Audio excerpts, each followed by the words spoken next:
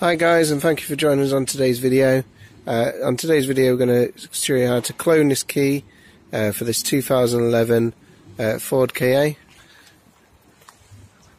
So it's a 2011 Ford Ka on the Fiat Immobilizer system. So it uses the immobilizer system from the Fiat, so we're going to copy the information from this customer's key onto a new spare key. So I'm back in the warmth of the training room. It's horrible weather outside.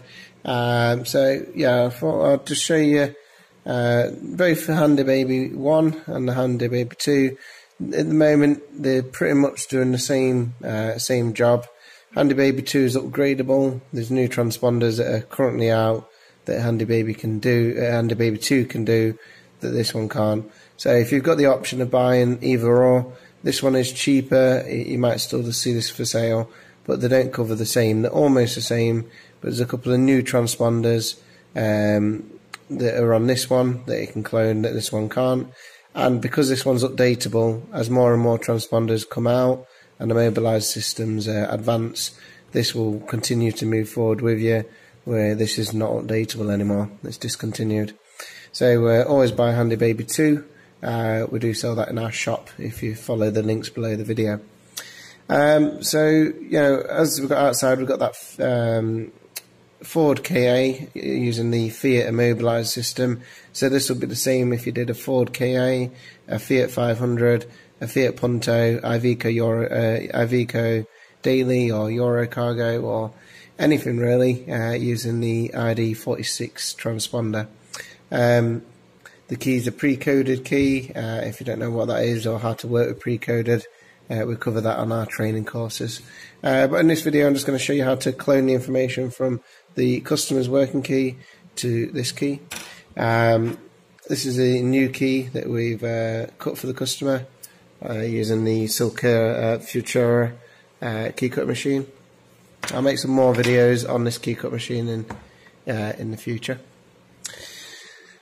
So the key is cut ready. All I need to do is read the information from this key and write it onto this key. For this example I will use the Handy Baby 1. So just pop the key in there. Just get a resolution to zoom and focus. Right, so pop the key in there and press this OK button to read and decode. It says please wait, don't move the key.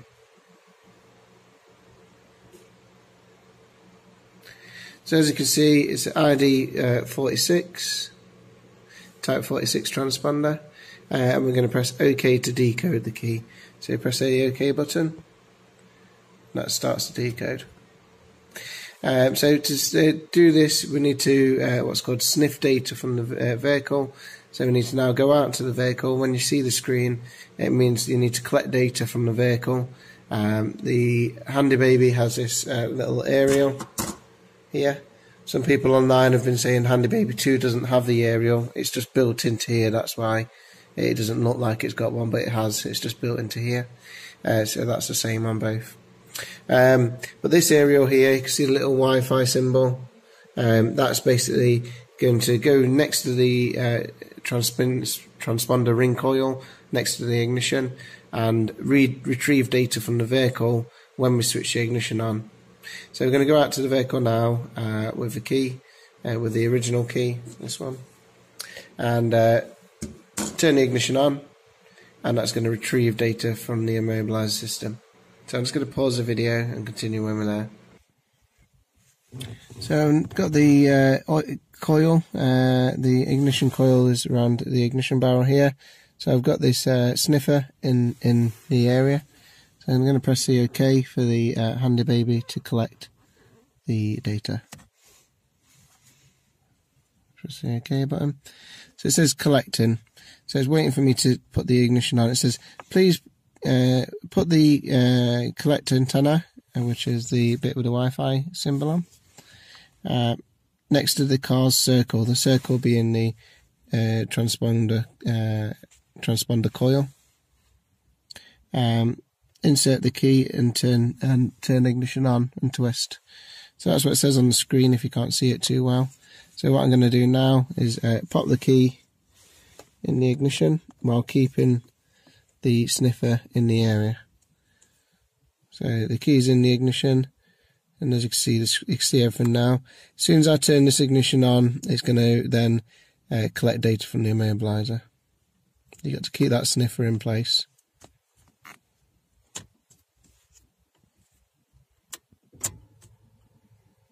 That's it. So it's instant. As soon as I turn that ignition on, it says success on the screen, and it's got the data it needs. So what I'm just going to do is just bring this so you can see it. So it says success, put the key into the coil to decode.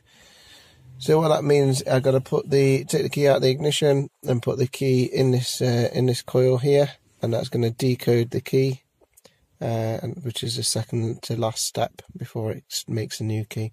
So what I'm going to do is go back into the workshop and start decoding. Right, so we are back in the workshop now, in the training room, and we've got the screen up and it says press OK to decode.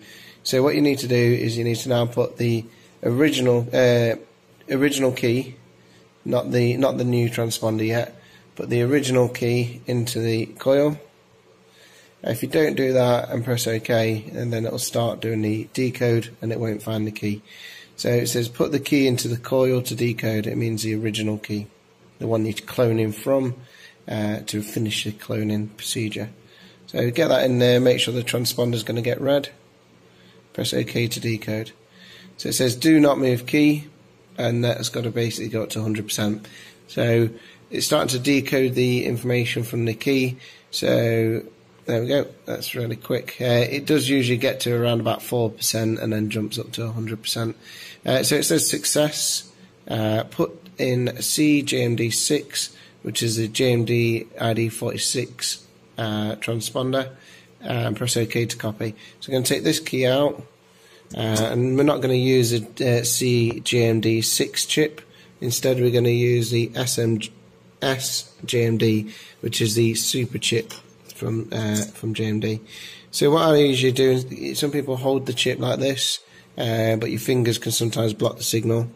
So the case it comes in, it's a bit hard to do one-handed, but the case it comes in, I just slide that back into the case, like that, and then pop the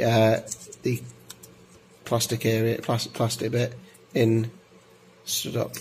So it's going to get a good, you've not got your fingers blocking the signal as such. So next step is press OK to copy. So we're going to press OK. It says copying. That transponder can be either in the key or just out on its own like this. Success, copy next key. So if I wanted to do another key, I could take this one out. I could get another chip, one of these, pop that in there again, and program a new one, but we only want one for the customer. So that's all finished. Press back to go back, so we don't want to copy another key, and can switch hand the baby off now, because that's all done. So last bit you got to do is you got to get the transponder that we've just made. I'll just keep this as the carry case for the next time I need to use it. Pop this into here.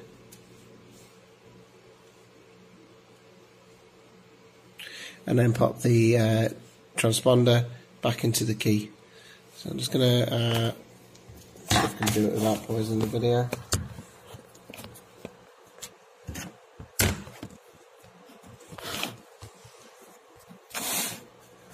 I think I'm going to have to pause the video to get that in there. Right, so I'll just pop that in there, slide it in all the way. So that's in there now. If you ever want to get these out, there's a little pinhole there. You can put a little small screwdriver or a little something to poke down there, and it pushes this bit out, so you can get this back out. So that's all slotted in, ready. We've got our original key as well. So now we'll just go and test and make sure both of them start the vehicle. So we've got both keys in the car now. So we're going to test the customer's original key first and make sure that starts up. So put that in the ignition.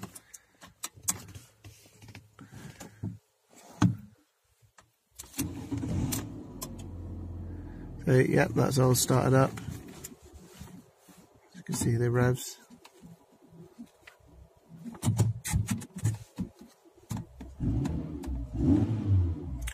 So that's all running. This is customer's original. So I'm going to switch that one off. Get the new key and put that into the ignition. And turn the ignition on. And start it. So that's all up and running. So yeah, that's all started up and running. Both keys are working. So it's really handy to be able to use Handy Baby to clone your customer's key. When they've got a key like this and they just want a spare key, it's really handy for that. If you wanted to program another one of these remote keys in, then you could have to do that through the OBD. So using the OBD port on the car, plugging into the car, and doing it that way. But if your customer's got a key, it's a quick and handy way in doing it. You're not having to need any pin codes for the immobiliser. You don't really need any lock picking skills or anything like that, because you're putting the key into the customer's original key into the key cutter machine and measuring the cuts from that key and cutting the new key. So the whole job, if we wasn't recording it, is sort of including the cut and the key. A 10-minute job, maybe 15 minutes maximum, and you can make good money at it. So if you want to see more videos, if there's anything that we're not covering that you want to see, like lock picking or key cutting or OBD programming, EPROMing, immobiliser, delete, bypass, all that sort of stuff, just leave a comment, leave a message in the comments below. If you want to see our training courses, where we teach you to use all this sort of stuff and more advanced stuff, programming in, lock picking, key cutting and all that, check out the links below the video. Thanks for watching.